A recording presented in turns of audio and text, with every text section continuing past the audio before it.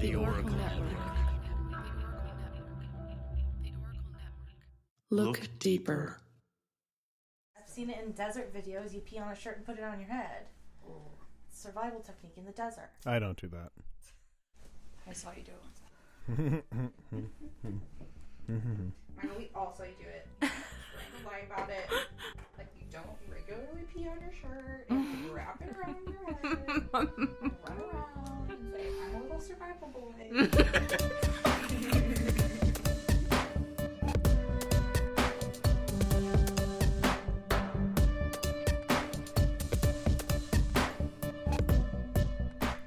Hey friends. Hey guys, what's up? Welcome. I'm Abby. And I'm Shawna. And this is Anxious, And Afraid.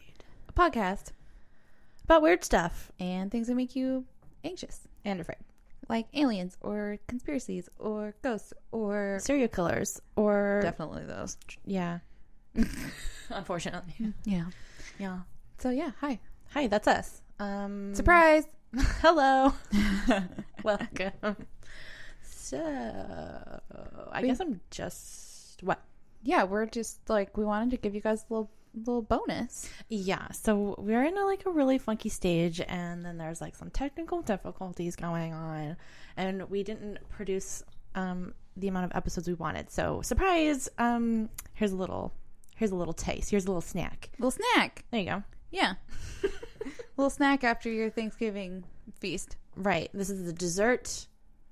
After this dessert, with the coffee. yes, Nice. yes. Awesome. Sounds nice. I want that. Me too. Okay. So what's hilarious is how you or I are the same. We're best friends. Yeah. And we're kind of twinsies, and we look the same, and we have the same wavelengths and the same thoughts, and Yeah. we're really the same. in a lot of People ways. mix us up all the time. Yeah.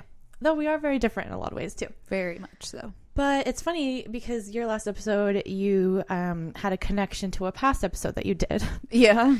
Girl. Oh no. We always do this. This is directly related to an episode that I did in the past. Oh my god, we always do this. And this is the first time we both done it. Wow.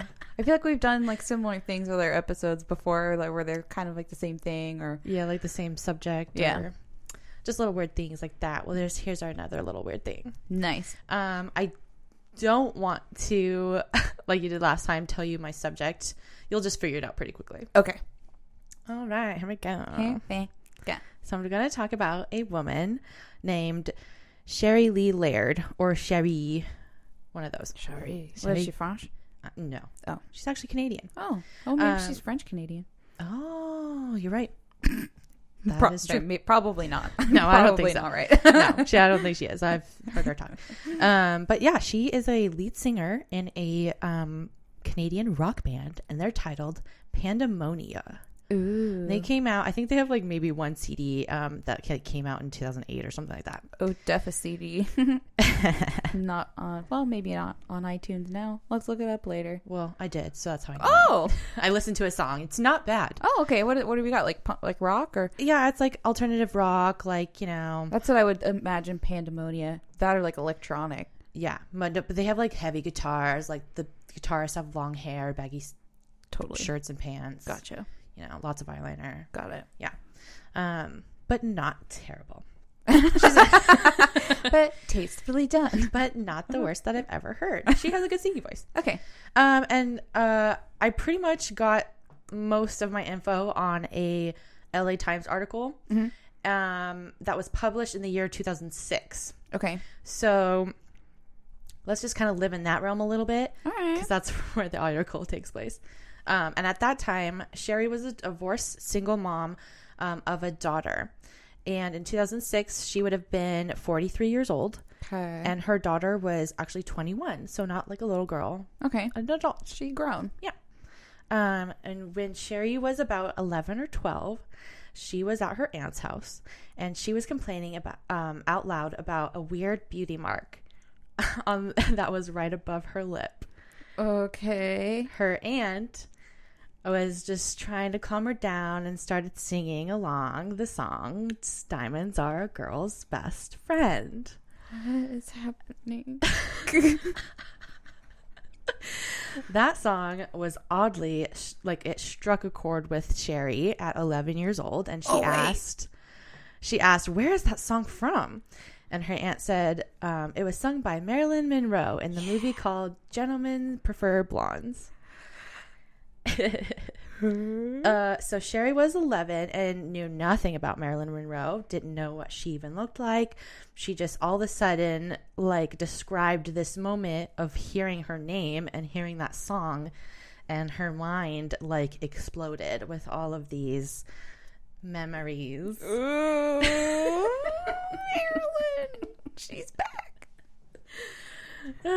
Yes. And while growing up, Sherrie would experience horrible dreams and flashbacks as Marilyn Monroe. Oh no, She's reincarnated, y'all. oh y'all, she back.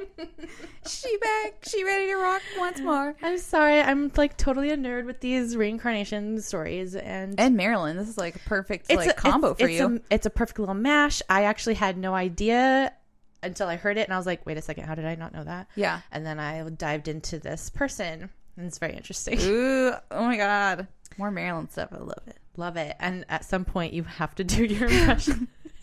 I love your impression so much. It's just a lot of breathing. I know, it's just like you can't even do it. You do it better. I love it so much. Me this. Oh, such a treat for me. Such a treat. Such a treat. Okay. Where was I? Okay, yeah. So she would have dreams and flashbacks as Marilyn Monroe. She was confused and traumatized by this. Oh. What the fuck? Yeah. She's still like a little kid. That she too ended up spiraling into using and abusing drugs and alcohol. Oh shoot. She was so depressed that Sherrie also struggled with suicidal thoughts and even attempted one time, which ended up sending her to a psychiatric ward. Sad. Yeah. She also felt way too ashamed and afraid to tell anyone that she knew that she had a past life memories of being an iconic star. Yeah. Marilyn Monroe. Everyone would be like, "You're crackers, bananas. Totally. See you later." Totally. A lot of people were, and I don't blame you. So in 1998, Sherrie tried to have an open and honest visit with a psychiatrist up in Canada because she lives there. For no other reason, but because she lives there. So the psychiatrist, she asked Sherrie to write down what she thought was wrong with her. And she finally put down, "I think I'm Marilyn Monroe." But then the psychiatrist prescribed her some pills and told her, "Okay, take these, bye." And she didn't like that. She was just like, no, this is not what I want. I don't think I'm crazy. Like, I've struggled way too much with this. Can we talk about it? Can I? Yeah, aren't you curious? You don't want to talk about it? But yeah, I mean, also you would think, okay, yeah, you're crazy.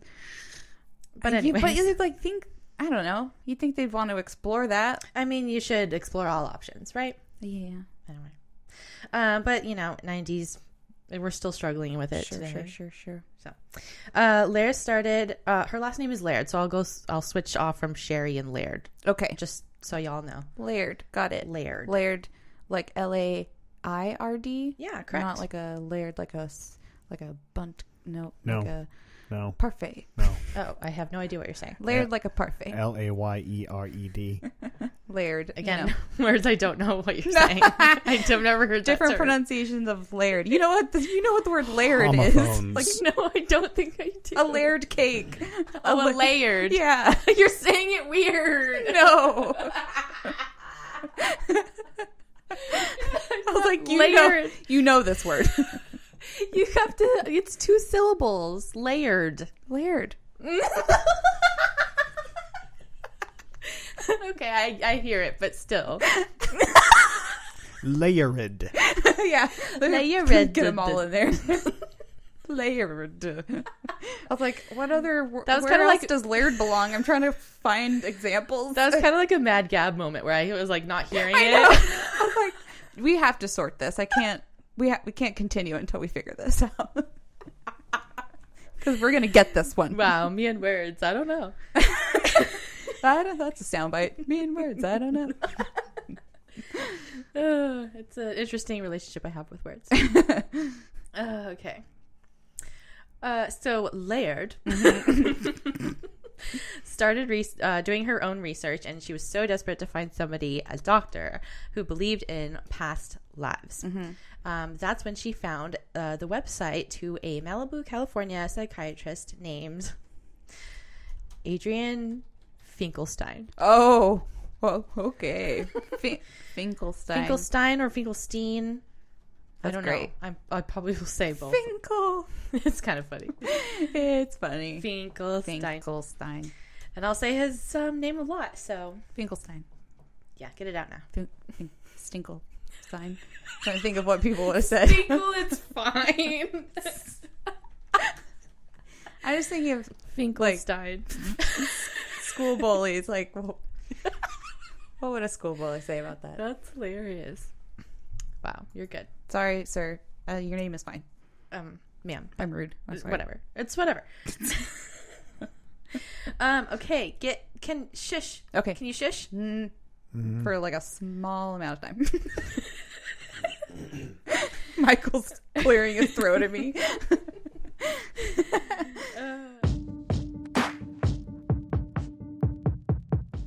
What do you listen to in between episodes of Anxious and Afraid? How about a scary episode from another indie creator? Check out Scary Time. Lock your doors, check under the bed, and turn on a nightlight because it's time for the scariest stories, history, and conversations ever heard. Every week, an independent creator tells us about the paranormal, Ghosts, monsters, hauntings, creepy places, enchanted objects, aliens, and more. Best of all, if you like the creator, you can follow them for more great content, if you dare. And you guys, we are being featured in this series. Our episode, The Dybbuk Box, is in there. So if you haven't listened to that, make sure you check it out along with a bunch of other awesome creepy podcasts. That's awesome. And you can check that out with the link indiedropin.com. We will also have the link in the show notes, even with one directly to our episode. Stay tuned for more Anxious and Afraid. Okay. Back to Finkelstein. A little bit about him. I found some good info. He was born in Romania. He received his medical degree in Israel. And then he came to America. That's where he started his training at the prestigious Meininger School of Psychiatry, which I believe is in Topeka, Kansas. Kansas. We're back in Kansas. Oh, so many fucking connections happening right now. Wink-a-dink. Once he graduated from there, he went on to be a volunteer instructor at in the UCLA's Department of Psychiatry in the early 1990s. Okay. It was some point after that Finkelstein also started gravitating, learning more about New Age therapies and realms of spiritual healing.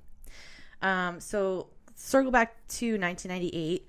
And Finkelstein receives an email from Sherrie Laird.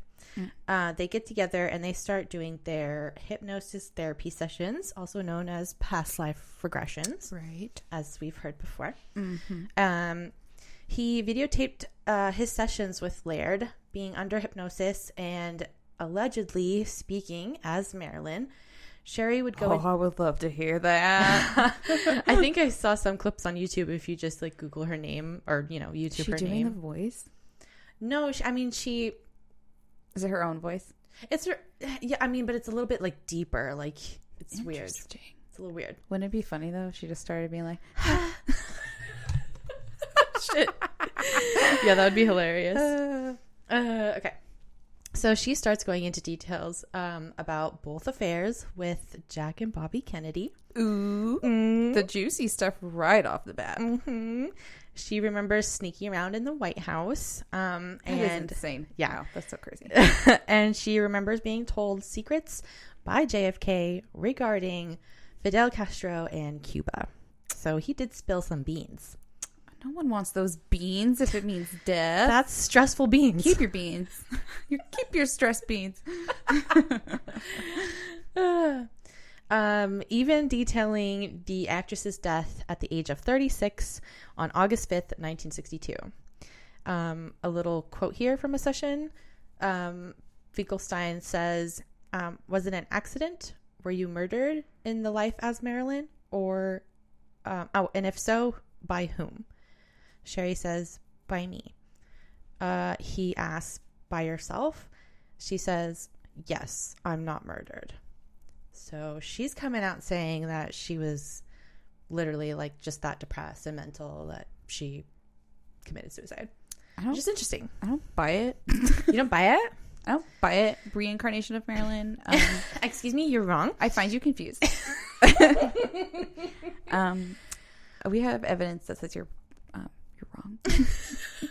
I know. I was trying to like, honestly, I did not go back to my episode and think of like, because it's been a while. Like, I don't remember those details. It's been a while, but yeah, I do remember like that it seemed very weird that she could have done it to herself. Yeah, I remember something about like the amount of pills or no like water, a cup of water in her stomach. I don't remember. But she had taken like so much, I think, to the point where it would be hard. I don't remember. It was just like a crazy amount. Yeah. I mean, there was theories all around. And I was very convinced. Like, yeah, of course, like the government probably killed her to shut her up. I don't think I ever said that I thought that the Kennedys were involved or that they wanted it. Cause I think it could have been more complicated than that. Like, because they loved her. Right. But now I'm like, now I'm kind of questioning it. I'm like, oh, was she actually just suicidal and we're just having fun with all of these theories? Or I don't know. And now I'm like recanting. Like, I don't know. I don't know if I should say that anymore. I'm stepping back just a little, guys. Just a little bit. Starting to walk backwards. Anyways, but it's interesting. It's interesting that she says that. Okay. A little sidebar too. There was another clip on YouTube that I watched of Sherrie just talking about her experiences. And she, like, one of the examples, she was, because I remember, like, the maid was also suspicious somehow, or, like, the person in her house. I remember Eunice, saying I think. Eunice was a fucking snitch. Yeah, Double agent bitch. I don't remember at all, and it was my own episode. I remember thinking that she had something to do with it. Right. So Sherrie says, though, like, she was simply, like, scared, and she respected the Kennedys so much because they were just at her house, I remember, on that day or something like that. And she wanted to protect them. So who knows? I don't know. I could see it both ways. Maybe she's actually reincarnated ghost of, like, Bobby Kennedy pretending to be Marilyn. Oh, what a twist. To cast doubt. I know. It's like, okay, so who paid you to, like, say this? It's like Scooby-Doo where they pull off the mask and it's a man. Yeah, I don't know. That's interesting. Yeah, it's weird. Anyways, back to, like, a hypnosis session.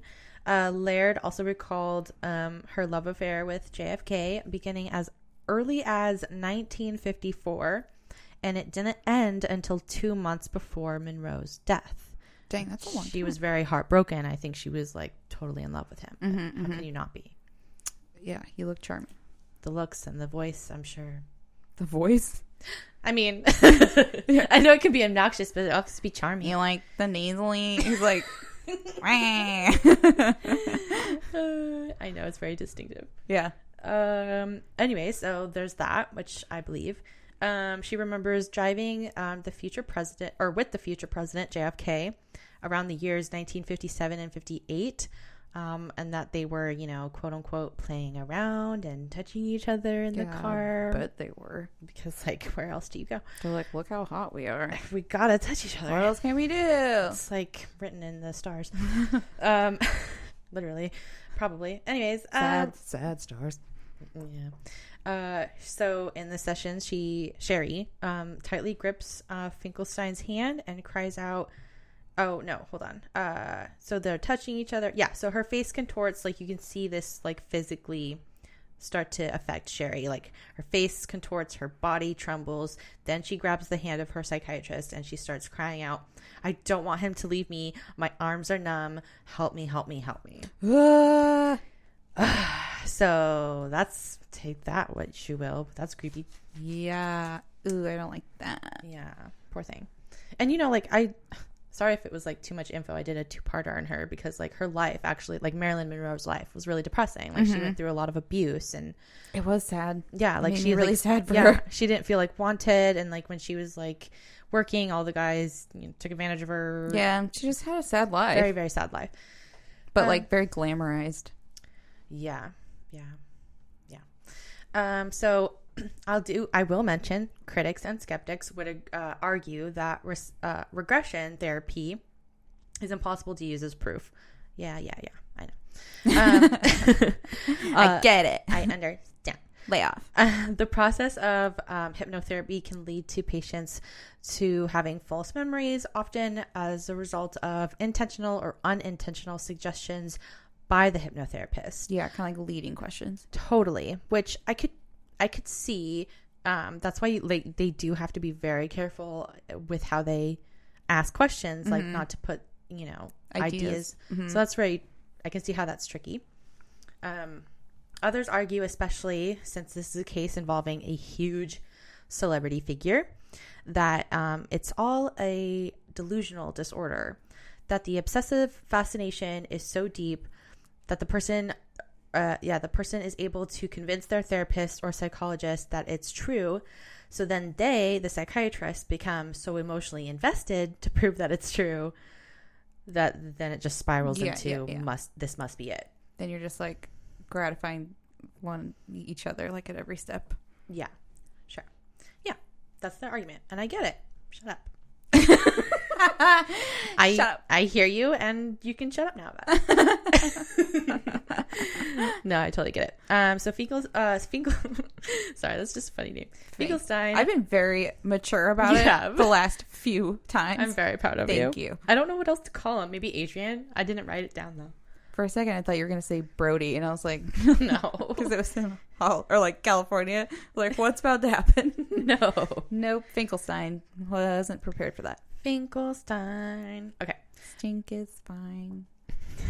Give me lots of shoes to shine. Is that a real song? No. Oh my God, you just made it. It's a terrible song. It doesn't make any sense. Oh my God. It's now our song. Stink is fine. Give me lots of shoes to shine.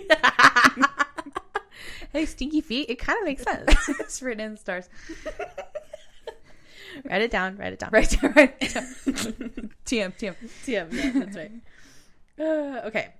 Obviously, also, Finkelstein did write a book about all of this titled Marilyn Monroe Returns, The Healing of a Soul.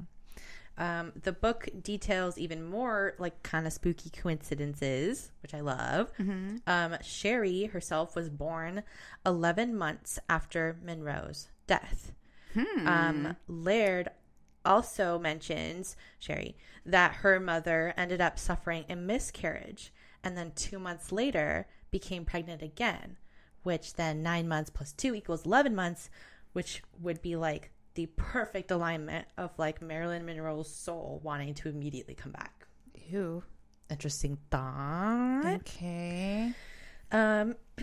Even more crazy is the conclusion that Sherrie's daughter that I mentioned earlier, her name is Kezia, I think. Kezia. Okay.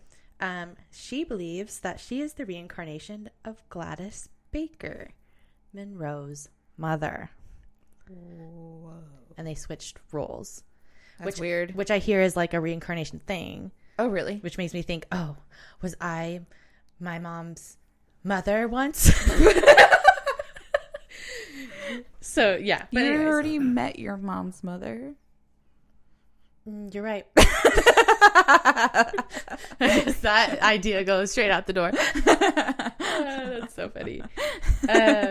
Your face, like, trying to figure it out. Wait, she caught me. Wait. You're right.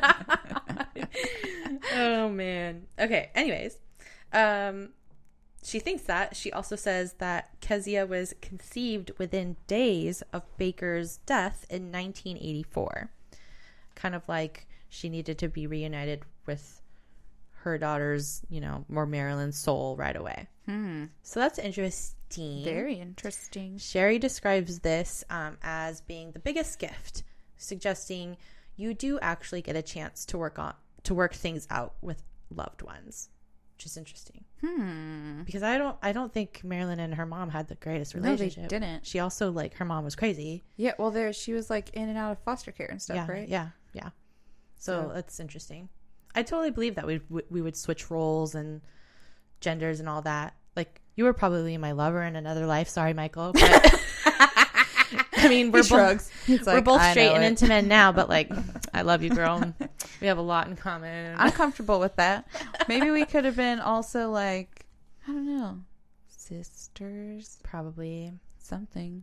Mm-hmm. Also, I always joke that you and Michael are exactly the same person, just That's different also true. genders. That's also true. That's also true. A little bit. Interesting. Virgos.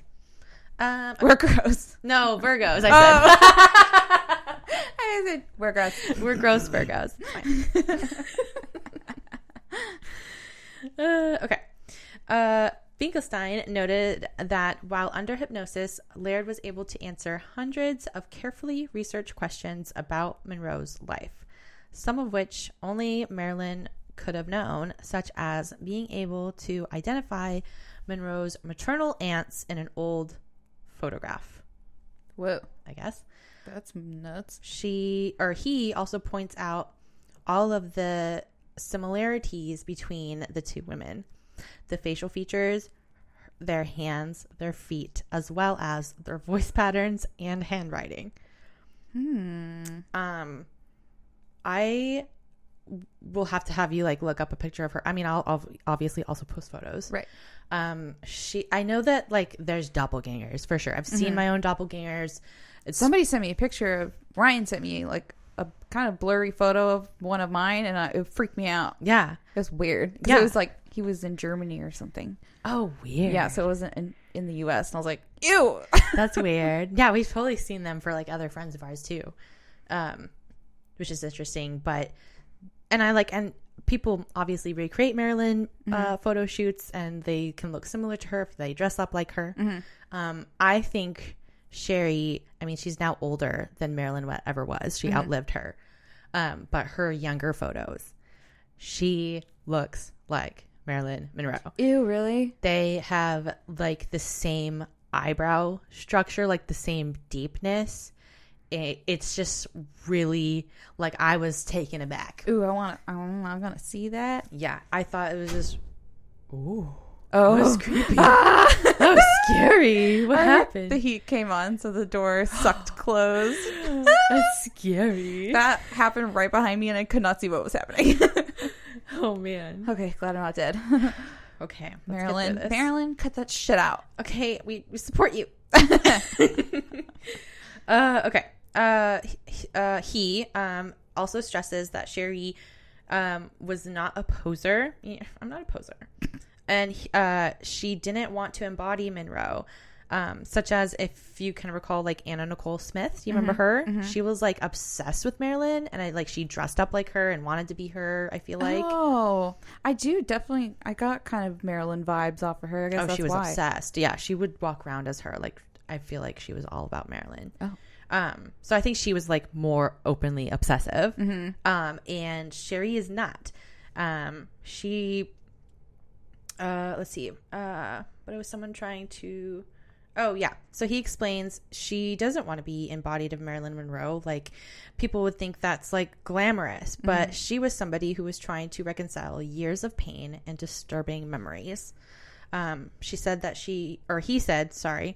she didn't want to be Marilyn Monroe, period. She wanted to be herself. Unlike some pretenders, beautiful girls who stepped forward trying to be her. So she was never really, like, obsessed with her movies, I don't think. I mean, maybe when she realized, like, oh, I have memories of her, she probably... But she never dressed up like her. She never... she was, like, kind of an alternative girl. Like, she was in rock music. But it's interesting that she sang, kind of like Marilyn did sing. Marilyn did sing. And she does have, like, platinum blonde hair, but it's long and stringy, but that was the times. That was what was in. Yeah, and she's like, yeah, whatever. But she doesn't wear like the red lip. She doesn't try. You know what I mean? But she fucking looks like her. Like Weird. I want to see photos. That's interesting. I wonder, like, I guess if maybe you were reincarnated, you wouldn't want to live the way you lived your previous life if it was so shitty. No, of course not. But I think there is arguments that like reincarnation that you would have like similar features as your past life. If you like remember that's come up the in your dimple cases before. Yeah, the dimple of Lou Gehrig. Yeah, that's his name. Lou Gehrig. Lou Gehrig. Yeah. So that makes sense that they look like, but she like really, I can't wait for you to see her. Anyways, okay. She doesn't dress up like Marilyn Monroe. She doesn't impersonate her. She did, however, agree to recreate some photos when Finkelstein's book came out. So she did recreate some Marilyn photos. I'll also post because it does its job. It's creepy how similar it is. Ooh. She also insists that she was never trying to cash in on any of the book money, and that she wasn't paid while working on the book, and she had like no desire for any profits of any sales from it. Okay. Interesting. She was even plagued with doubts about going public with her story. Obviously, like, people think you're crazy. Yeah. I would, I don't think I would. Be like, no. I'm going to keep this to myself. Right. I mean, it would be terrifying. But that's why I like talking about these stories, and I just want to normalize the topic so everyone can shut up. Yeah. And she's quoted to have said, "I want to be known for my singing. What am I going to do? Go around posing as Marilyn? That's like a shoddy impersonator. That's not me." And that's it. Like, honestly, when I did research, I don't see anything else from like 2006 or 2008. Like, I think either she like went in hiding or I don't know. But there is somebody who like totally is convinced and totally claims that she's Marilyn Monroe. That's crazy. I think others have too, but I think this is the most kind of convincing one. Yeah. Like the psychiatrist, you know, who's credible. Hello. Or you'd think with all of his education, but like really thinks that she's genuine. And I don't think she sounds or looks crazy, and it doesn't. So she's like, I don't want this life. I don't want these memories. This is a horrible life. Yeah. And so it's just so interesting. The fact that she looks so much like her is really what gets me. Man, I want to see. I can't wait to see those pictures. Yeah. Should I bring it up now or later? Oh, I'll look at them later. Okay. Let's do that. Yeah, that'll be good. But that's it. That's my little bonus. I love it. I love the reincarnation stories. They're so fun. And that's funny that it was connected to a past episode. And Yep. all that weird shit. A couple past episodes. Yeah. Hilarious. Love Marilyn. R.I.P. Live your life. Hope you're great. Hope you're doing good somewhere, queen. If that's on a rock and roll stage, then rock on. Rock on. Just living a Sister. normal life, hopefully, in peace. Well, we hope you guys enjoyed this little dessert coffee pie after Thanksgiving. A little snack. Little snackums. Mm-hmm. No, I don't have anything else to talk about. No. Do we want to list where we're at or just like not? You know what? I'll run through it real quick. I'll just do the basic ones though. Sure. This is going to be the short. This is not going to be the There's no extended rules in version. baby bonuses. Yeah. So like It's we can do whatever- whatever the fuck we want. You know where we're at, What I honestly. Like feel why do we like. have to keep repeating it? I'll just repeat it one time. Okay. Instagram. Anxious and Afraid the Pod. Facebook. Anxious and Afraid the Pod. We got a page. We got a group. Twitter at AA the Pod. Patreon. Patreon.com/Anxious and Afraid. Our email is anxiousandafraidthepod@gmail.com. Please send us your stories, your suggestions. And we have a website, which is anxiousandafraid.com. And you know what? That's all I feel like saying. All right, bye. Good. My bad. That's all, folks. Bye. I'm ashamed of you. It's good up and good night. Good up and good night. God damn. There's no rules in baby bonuses. Good up and good night. I can do whatever I want. I can do whatever I want.